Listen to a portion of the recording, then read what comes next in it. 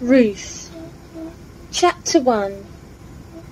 In the days when the judges ruled, there was a famine in the land, and a man from Bethlehem in Judah, together with his wife and 2 sons, went to live for a while in the country of Moab.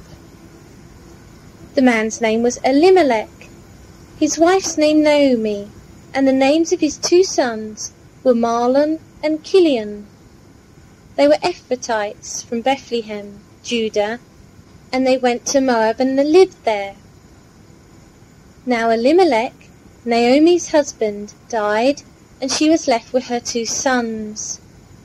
They married Moabite women, one named Orpah and the other Ruth. After they had lived there about 10 years, both Mahlon and Chilion also died, and Naomi was left without her 2 sons and her husband. When she heard in Moab that the Lord had come to the aid of his people by providing food for them, Naomi and her daughters-in-law prepared to return home from there.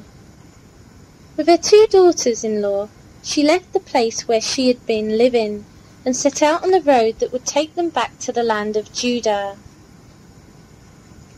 Then Naomi said to her 2 daughters-in-law, "Go back each of you to your mother's home. May the Lord show kindness to you, as you have shown to your dead and to me. May the Lord grant that each of you will find rest in the home of another husband." Then she kissed them, and they wept aloud and said to her, "We will go back with you to your people." But Naomi said, "Return home, my daughters. Why would you come with me? Am I going to have any more sons who could become your husbands? Return home, my daughters. I am too old to have another husband.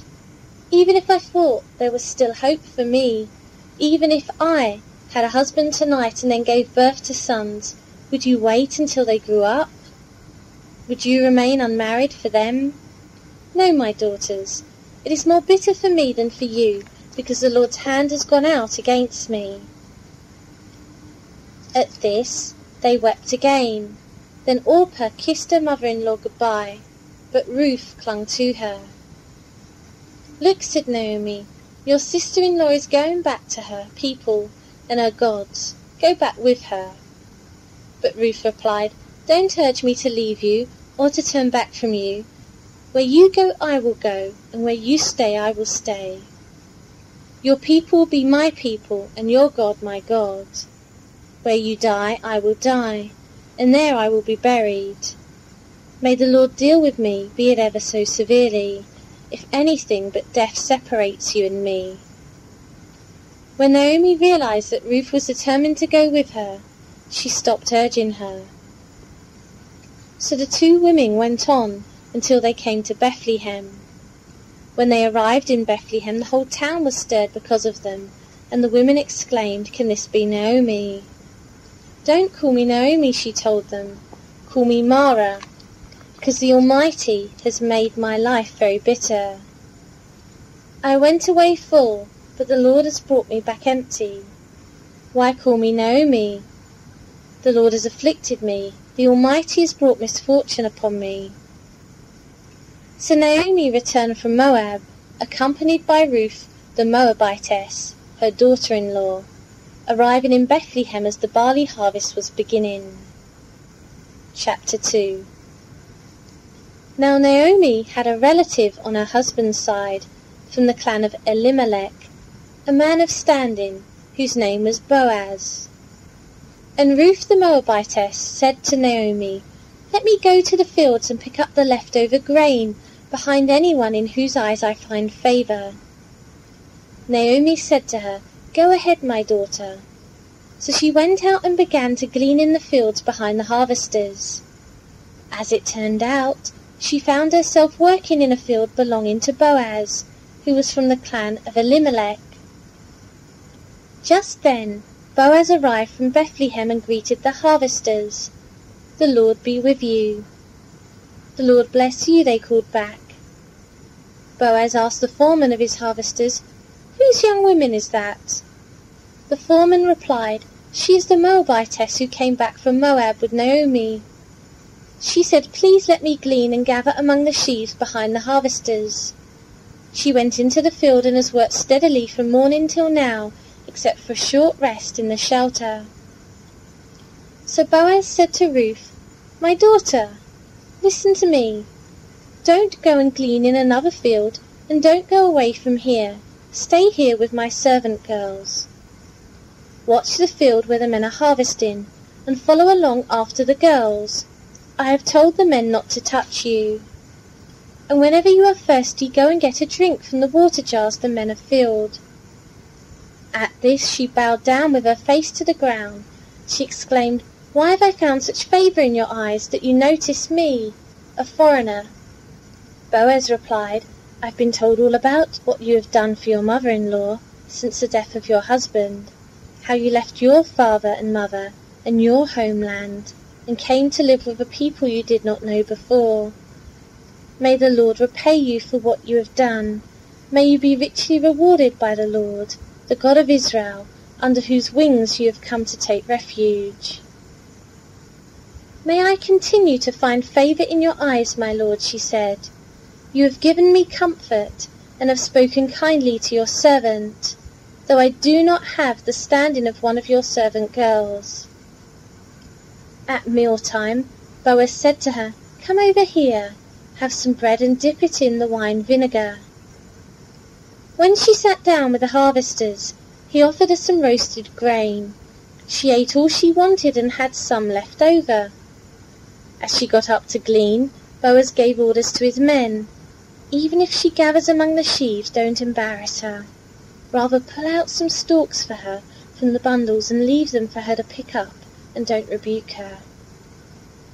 So Ruth gleaned in the field until evening. Then she threshed the barley she had gathered, and it amounted to about an ephah. She carried it back to town, and her mother-in-law saw how much she had gathered. Ruth also brought out and gave her what she had left over after she had eaten enough. Her mother-in-law asked her, "Where did you glean today? Where did you work? Blessed be the man who took notice of you." Then Ruth told her mother-in-law about the one at whose place she had been working.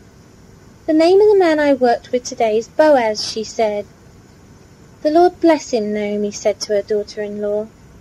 "He has not stopped showing his kindness to the living and the dead." She added, "That man is our close relative. He is one of our kinsman redeemers." Then Ruth the Moabitess said, "He even said to me, 'Stay with my workers until they finish harvesting all my grain.'" Naomi said to Ruth, her daughter-in-law, "It would be good for you, my daughter, to go with his girls, because in someone else's field you might be harmed." So Ruth stayed close to the servant girls of Boaz to glean until the barley and wheat harvests were finished, and she lived with her mother-in-law. Chapter 3. One day Naomi, her mother-in-law, said to her, "My daughter, should I not try to find a home for you, where you will be well provided for? Is not Boaz, with whose servant girls you have been, a kinsman of ours? Tonight he will be winnowing barley on the threshing floor. Wash and perfume yourself, and put on your best clothes. Then go down to the threshing floor, but don't let him know you are there until he has finished eating and drinking. When he lies down, note the place where he is lying, then go and uncover his feet and lie down. He will tell you what to do." "I would do whatever you say," Ruth answered. So she went down to the threshing floor and did everything her mother-in-law told her to do. When Boaz had finished eating and drinking and was in good spirits, he went over to lie down at the far end of the grain pile.